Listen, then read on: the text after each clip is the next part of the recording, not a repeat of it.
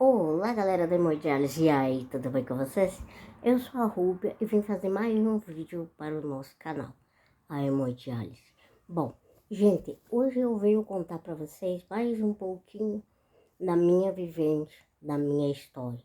Hoje eu vou falar como foi os meus acessos na hemodiálise, né? Bom, gente, eu venho contando tudo isso para você como a minha experiência, tudo que eu vivenciei. Eu vou falar sobre como foi para mim fazer e para mim conseguir ter os meus acessos, tá? Então, assim, na época que eu comecei, a gente não tinha tanta tecnologia como a gente tem hoje. E, contrapartida, também não existia tanto conhecimento como nós temos hoje. Afinal de contas, eu comecei a fazer hemodiálise lá em 1998, com 16 anos, que da minha geração dava-se para se dizer que era praticamente uma criança. Gente, cheguei no hospital e fiz o atendimento com a minha futura médica nefrologista. Em seguida, fui encaminhada para a UTI e para passar o catéter e assim poder fazer a minha primeira sessão de hemodiálise. Gente, eu confesso que doeu pra caramba. Não é uma coisa assim muito simples e que até dá para tirar uma aguinha do olho, digamos assim. Mas eu fiquei por vários dias até com medo de mexer o braço, pois o meu pensamento era: se chega a sair, eu vou ter que sentir novamente toda aquela dor, né? Bom, os dias foram se passando e conforme a nefrologista quanto as enfermeiras iam trabalhando a minha confiança, eu fui aos poucos voltando a fazer as coisas. E a melhor de todas as coisas que eu pude fazer, a melhor de todas, foi poder empurrar a minha cadeira de novo e voltar para a escola. Talvez pelo fato de eu já ter tido uma vivência em hospital, não foi muito difícil para mim aceitar a hemodiálise. Lógico que não é a maior maravilha do mundo, né? Mas é o que nós temos no momento. Uma porque eu queria parar de passar mal, e a outra que depois que a minha nefrologista falou que eu poderia continuar fazendo tudo o que eu já fazia, apenas adquirindo mais alguns cuidados, digamos assim, me abriu ainda mais. Algum tempo depois eu fiquei sabendo que eu precisava fazer a tal da fístula. E o que era isso? Eu não sabia. Fui encaminhada para um médico vascular que trabalhava no hospital e o que eu percebi é que os pacientes, ou seja, os meus colegas de hemodiálise, digamos que não tinham um bom olhar dele. Aí lá fui eu fazer a primeira consulta. Gente, eu quero deixar claro que apenas estou te contando a minha história. Não estou aqui para julgar ou criticar ou independente do que você possa pensar, esse ou aquele profissional. Afinal de contas, existem profissionais e profissionais. Eu recém estava no meu segundo grau. Não tinha muito estudo e nem conhecimento de como as coisas eram e do que podia acontecer. Eu lembro que fiz a consulta e confesso que digamos que não fui muito com a cara do médico, né? Pelo jeito dele falar comigo no consultório. Achei bem estranho quando ele me disse: "Você não tem veia. Vou tentar fazer uma fístula no seu pulso e aí, se não der, depois a gente corta mais para cima fazendo outra. E aí, do mesmo jeito que eu não conhecia ele também não tinha noção que eu já tinha tido uma experiência de hospital com o neuroblastoma, né? E quando a gente fala o que quer, corre o risco de ouvir o que não quer. Gente, eu fui criada pelos meus médicos sendo incentivada a me cuidar, a ter conhecimento sobre as coisas. Sempre ouvia, digamos que, quase todos os porquês disso ou daquilo.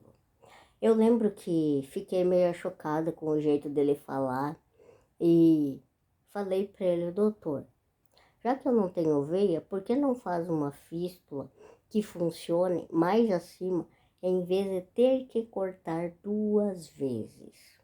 E aí foi o nosso primeiro desentendimento, digamos assim. Quando eu fui fazer a minha próxima sessão de hemodiálise, eu cheguei para a minha médica nefrologista e falei: eu não gostei do médico que a senhora me indicou. Existe a possibilidade ou tem outro que eu possa ir? E recebi um não. Aí lá fui eu com o pé atrás fazer a minha primeira fístula no braço esquerdo. Fiz e não deu certo. Saí do bloco já com ela parada. Algum tempo depois, ele, o médico vascular, me veio com a possibilidade de fazer uma prótese no meu braço e sugeriu de ir até a clínica para me posicionar. Até eu achei meio interessante e confesso que até nobre da atitude dele. Lá fui eu novamente para o bloco. Fiz e deu certo, porém ninguém tinha conhecimento de como usar. Eram colocadas várias agulhas, mas raramente eu conseguia fazer a hemodiálise apenas pelo braço. E, gente, olha que aquelas agulhas doem, hein? Só a gente que coloca sabe a emoção. E eu não tinha nem noção de que poderia usar anestésico para dar uma certa aliviada na dor. Só que aí tem um detalhe. Ele não foi nenhuma vez me pulsionar, ou seja, colocar as agulhas no meu braço ou na minha fístula.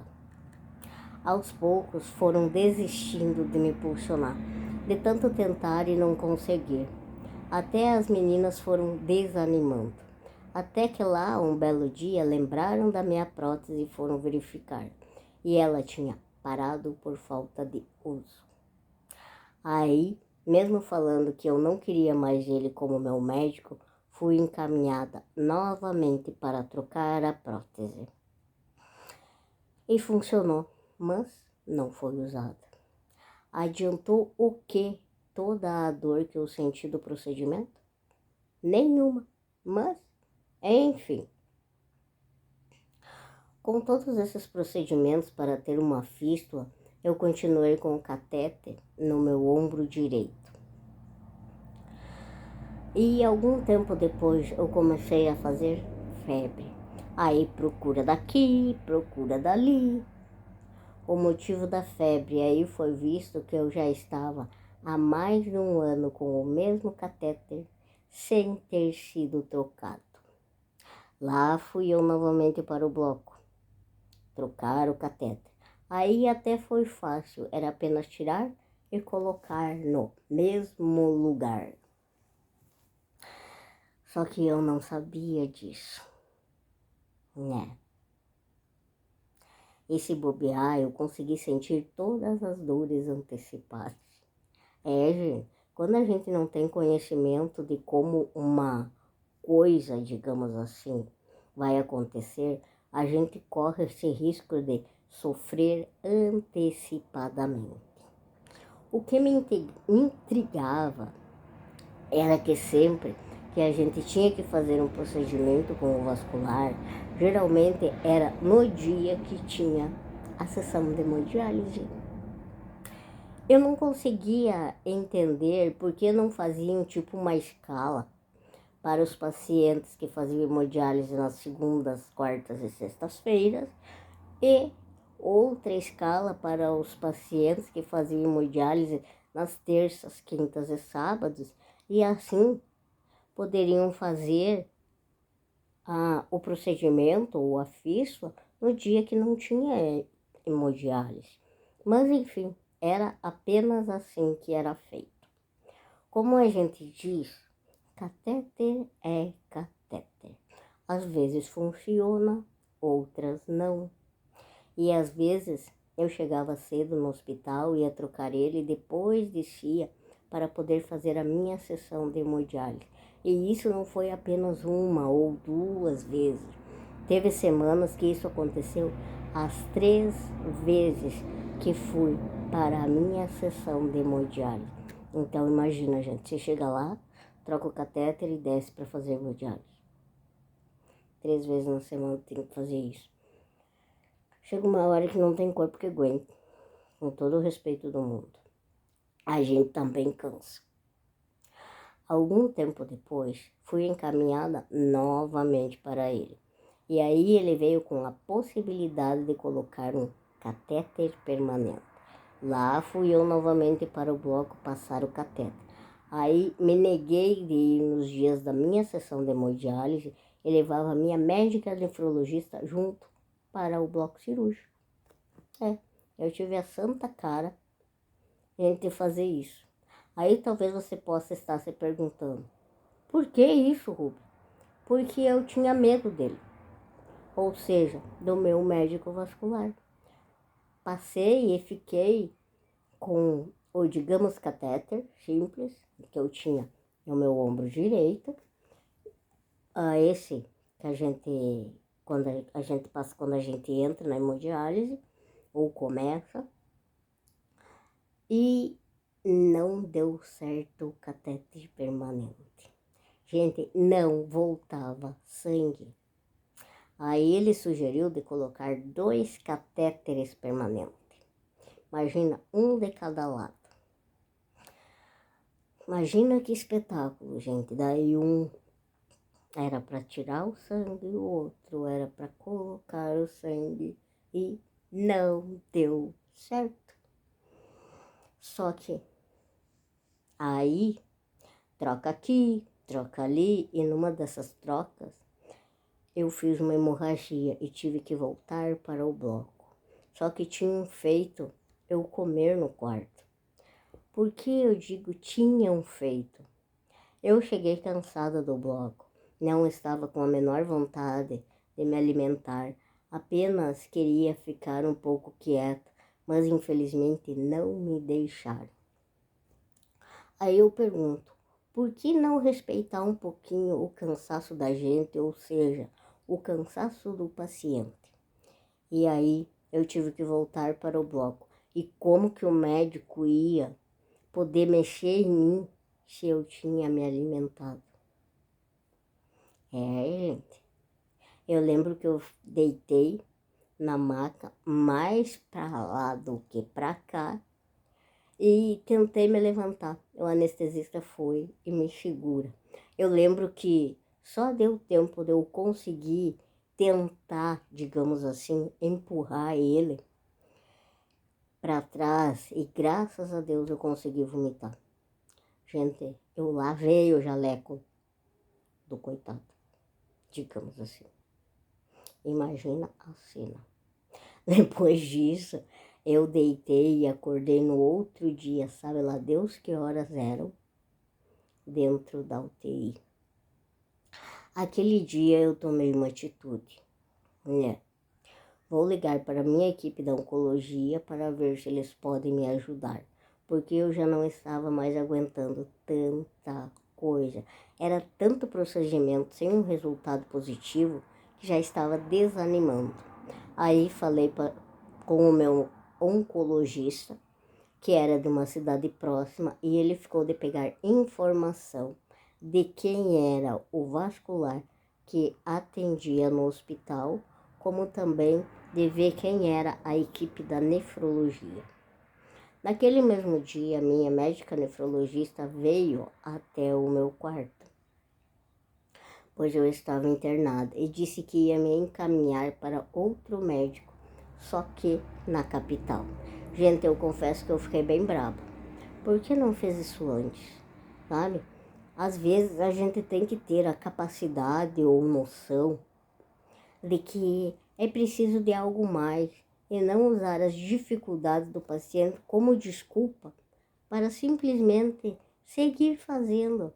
Eu não culpo ele por não ter conseguido fazer uma fístula, nem por não ter dado certo todos os catéteres que ele tentou passar em mim.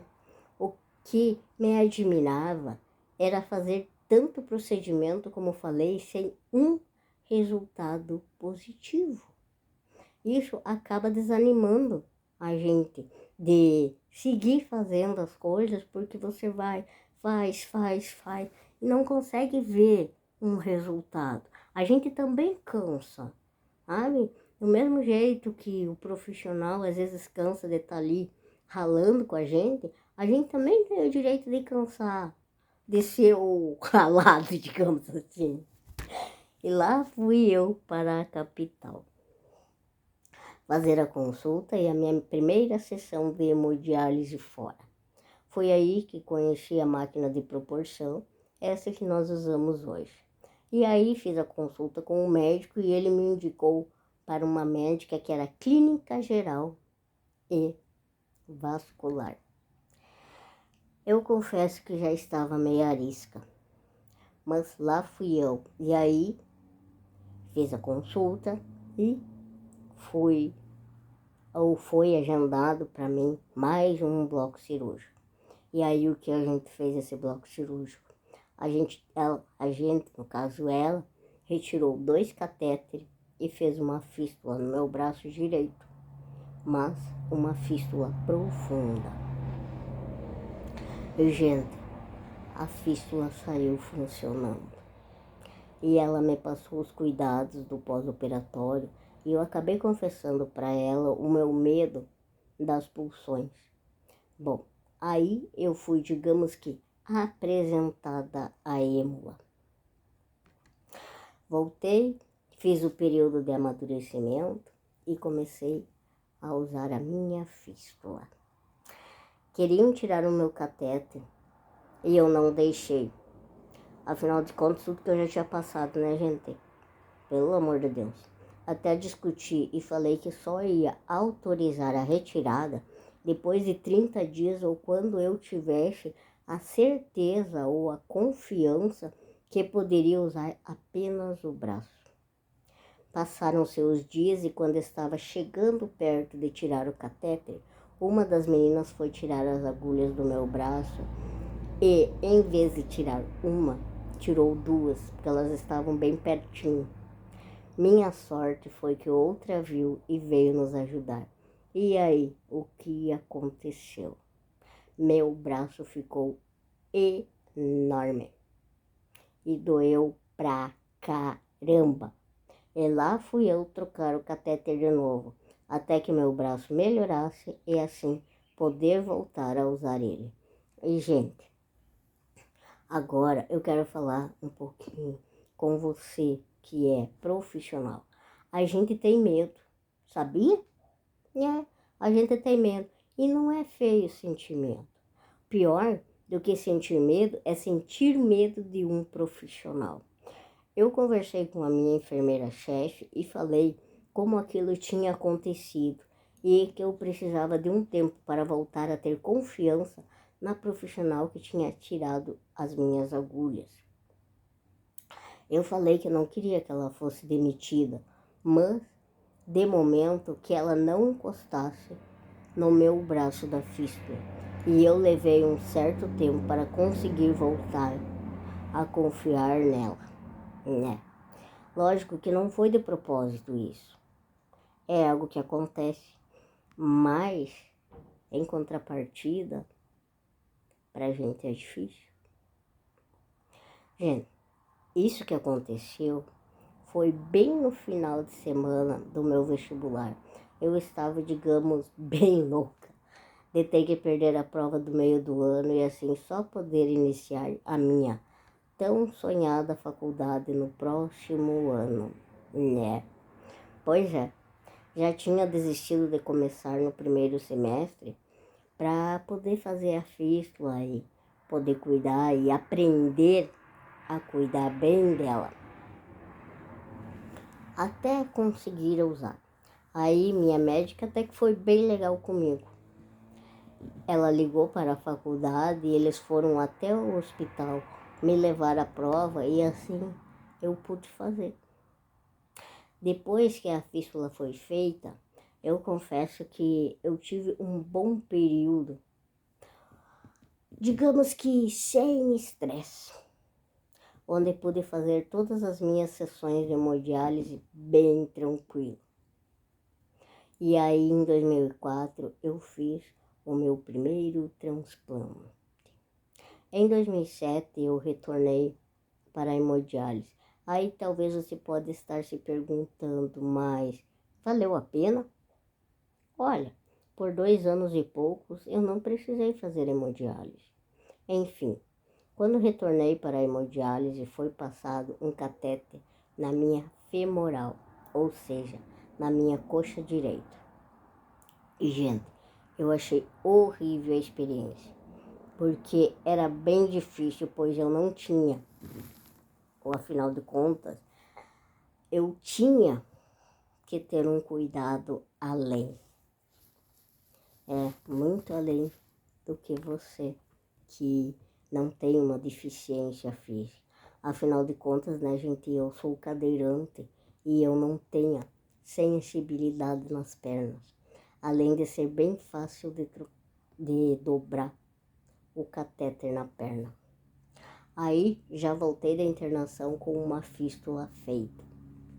E infelizmente tive que fazer uma troca de catéter novamente, até que minha fístula ficasse boa, e quando pude apenas usar ela, foi de dar graças a Deus de poder ficar com a minha perna livre novamente para poder sentar. E para você ter uma noção, gente, do perigo que é, no caso que foi para mim, a gente me deixou tapada numa sessão de hemodiálise e como eu não tenho sensibilidade alguma, o meu catéter vazou. A gente só viu no momento em que eu fui desligada da máquina. A quantidade de sangue que eu perdi só Deus sabe. Então assim, ó, o que eu quero dizer com isso para você? Se puder, deixe exposto. Assim vai ficar mais fácil de você evitar ou de ter o azar de vai que ele sangue. Vai ficar mais visível para as meninas ou os profissionais que estão lhe atendendo na sala, sabe? Então, assim, vamos fazer certo para as coisas darem certo. Aí, em 2009, a minha fístula parou. E lá fui eu para mais uma longa internação na capital, né? A minha vascular conseguiu passar um catéter na minha femoral esquerda, ou seja, agora foi passado um catéter na minha coxa esquerda. E aí a gente começou a procurar acesso. Felizmente ou infelizmente disseram que não tinha mais onde colocar catéter. E aí fui submetida a um catéter central até que saísse o transplante. Gente, é bem puxado fazer hemodiálise por catéter central. Eu estava sempre cansada e se me deixasse, eu não levantava. A única coisa que eu tinha vontade era só de dormir. Não pela retirada de líquido, porque aí a gente tinha a máquina de proporção e como eu praticamente só queria dormir, eu não aumentava muito. Enfim, foi tanta coisa para mim conseguir uma fístula que no meio do caminho até catéter infeccionado eu tive. Falei várias vezes que sentia dor, mas infelizmente eu não fui ouvida. E apenas foi trocado de lugar depois que começou a aparecer secreção. E aí, mais uma vez, fui passar outro catéter. Mas por que eu estou te contando tudo isso que eu passei, gente? Talvez você hoje faça a sua sessão de hemodiálise por catéter ou por uma fístula. E quem sabe, talvez até não se cuide. Então, por favor, cuide do seu acesso. Como eu sempre falo, sempre. Eu apenas estou lhe contando a minha história. Não tenho objetivo nenhum de lhe colocar medo. Não é essa a intenção, sabe? O que eu desejo ou o que eu quero é que você se cuide, para você não ter que sofrer tanto quanto eu sofri lá atrás. Enfim, o meu segundo transplante foi de 2010 até 2018. E aí, quando eu precisei retornar para a hemodiálise, foi a insegurança. E agora, por onde vou conseguir fazer as minhas sessões de hemodiálise? Essa foi a primeira coisa que me passou na cabeça. E, gente, foi difícil passar o primeiro? Foi. Só que eu tinha a subclávia esquerda que eu não tinha usado. Foi tentado em alguns lugares sem sucesso e ali, graças a Deus, deu certo. E desde 2018 eu estou usando catéter no meu, digamos, ombro esquerdo. Claro que sempre que precisa, o meu médico nefrologista entra em contato com o meu novo médico vascular e a gente faz a troca. Mas se tá dando certo, é porque tá valendo a pena todos os cuidados que a gente tá tendo com ele, para que assim eu consiga fazer todas as minhas sessões de hemodiálise sempre. Acontece algum imprevisto de ter que trocar e ter que atrasar, às vezes pode acontecer. E infelizmente ou infelizmente isso é normal. Afinal de contas é um catéter. Mas por que eu estou te contando isso, gente? Para você perceber a importância de cuidar do seu acesso, de manter ele protegido, ou seja, não deixar ele geralmente exposto, de ir com uma roupa, mesmo que simples, adequada para a sua sessão de hemodiálise. E o que é uma roupa adequada? Se você faz as suas sessões de hemodiálise pelo catéter, coloque uma camisa que abre na frente para facilitar, digamos assim, o trabalho das meninas e a troca do curativo. E se você tem uma fístula, siga as orientações que você recebe de fazer as compressas, colocar gelo, usar iridoide, gel. Cuide para não bater, lave bem ela. Não durma em cima dela e coloque uma blusa ou camisa onde fica folgado no seu braço, para assim não acontecer nenhum imprevisto. Porque, gente, fazendo certo vai dar certo. E às vezes até pode dar algum imprevisto. Aí, imagina se você fizer de qualquer jeito, o que não pode acontecer, né? Bom, essa foi a minha história com os meus acessos. Na minha experiência, desde que cheguei na hemodiálise lá em 1998. Não foi fácil, eu confesso para você, mas valeu a pena, pois hoje eu estou aqui e estou podendo contar tudo isso para você, com o pensamento de você valorizar, como também de você cuidar do seu acesso. Lembre-se sempre, converse com o seu médico nefrologista, não guarde dúvidas, por mais simples ou menor que essa dúvida seja. Sempre, ou para tudo tem uma solução, tá? Afinal de contas, né, gente? Hoje nós estamos aqui, dependentes de uma máquina de hemodiálise, para poder seguir a nossa vida lá fora, realizando nossas metas ou nossos sonhos. E vai que amanhã, ou vai amanhã que... Então, vamos sonhar e acreditar no futuro melhor. Afinal de contas, por que não? Para Deus, nada é impossível. E nós temos tantas ofertas hoje para melhorar a nossa qualidade de vida. Então, vamos aproveitar. Vamos nos cuidar. Vamos nos preservar. Sempre. Fé, foco e disciplina. Tá bom, gente? Então, hoje eu contei para vocês como foi a minha história com os meus acessos, alguns mais fáceis, outros mais difíceis, talvez complicados, talvez, dependendo do ponto de vista, quem sabe não. Mas, se você gostou do meu vídeo, deixa um like. Se você quiser deixar um comentário para mim, escreve aqui embaixo. E se você quiser saber quando eu vou postar o meu próximo vídeo, assina o canal. Assim que eu postar ele, aí você vai receber ele fresquinho para poder assistir. Tá bom, gente? Se cuide.